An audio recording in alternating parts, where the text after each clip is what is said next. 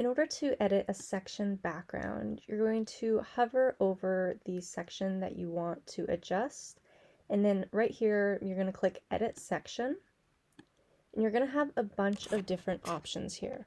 So first you're going to see the row count, and that is how tall your section is. So if you ever want to adjust that, you can add some rows here, or you can also drag this guy here. Most of these settings I would suggest not to adjust, as they're going to shift how this appears. I do want to cover, however, the backgrounds, because you can have both colors and images as backgrounds.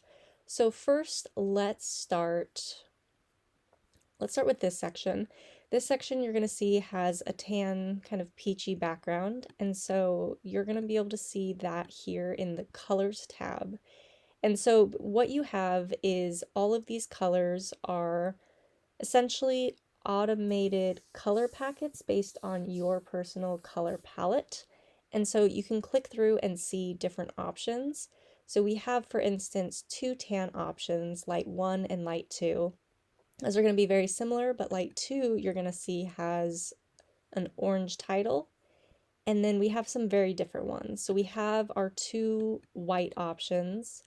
We also have a bright option, and then we have some options with an orange background.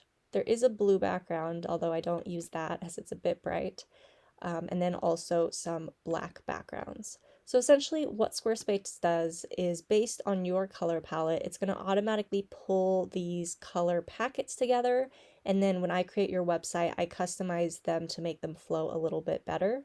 And so if you have a site, or if you have a section on your site and you want to adjust the color background, you can go ahead and click through these. Just be aware that, for instance, if you go from this packet to this one, it's not going to just change the background color, it's also going to change this header color here. And so you just want to be careful when you're switching through options that you see they might change the button, they might change other things besides the background.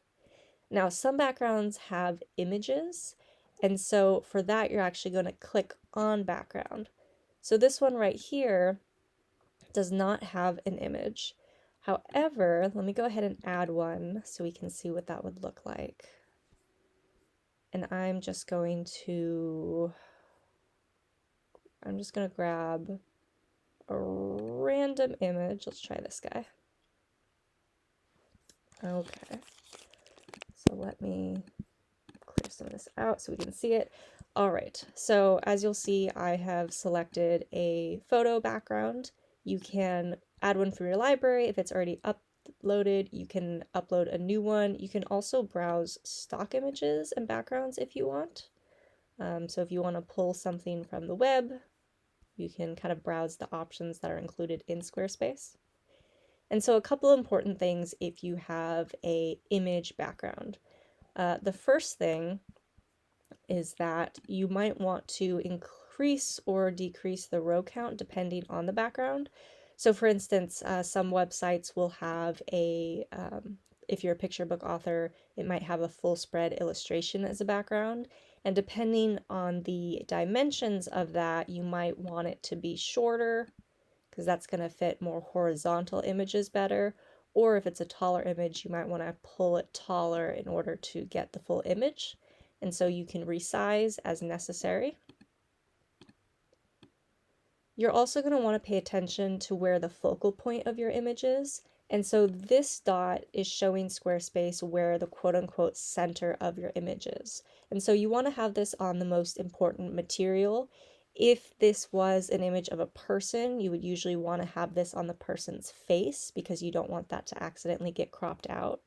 And so, for example, if I make this shorter,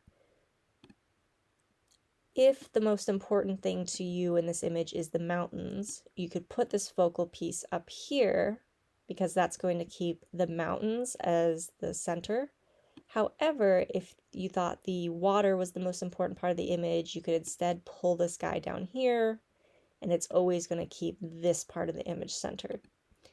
So again, you just want to place that wherever you definitely do not want Squarespace to accidentally crop out.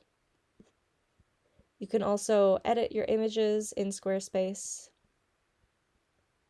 You can inset if you want a border. And if you do that and want a different color border, you'll come over to colors, I believe. Maybe it's here. There we go. Yes, so it is in colors. And you can choose like a different color border depending. And again, these are presets, so you're going to see a couple automatic differences. One that's important to note is here you can see the photo itself is changing. And so what that is actually this overlay opacity. And so when you upload an image background, for whatever reason, Squarespace automatically gives it an overlay opacity. And so this color is going to change based on what color you choose here. So let me go ahead and get rid of the border so you can see it a little clearer. So if it's white, it has a white overlay, more of a tan overlay, orange overlay, etc. And so just be aware that it's automatically going to give you a very soft overlay. And if you don't want that, all you have to do is drag this over to 0, and then you'll be able to see your image exactly as you want it. Especially if you're uploading photos from your book, you're most likely going to want this to be at 0% because you're not going to want your illustrations to have a tint to them. And if you ever decide that you don't want the image after all, you can simply delete it out and it will default to whichever color pack that you decide you want your background to be.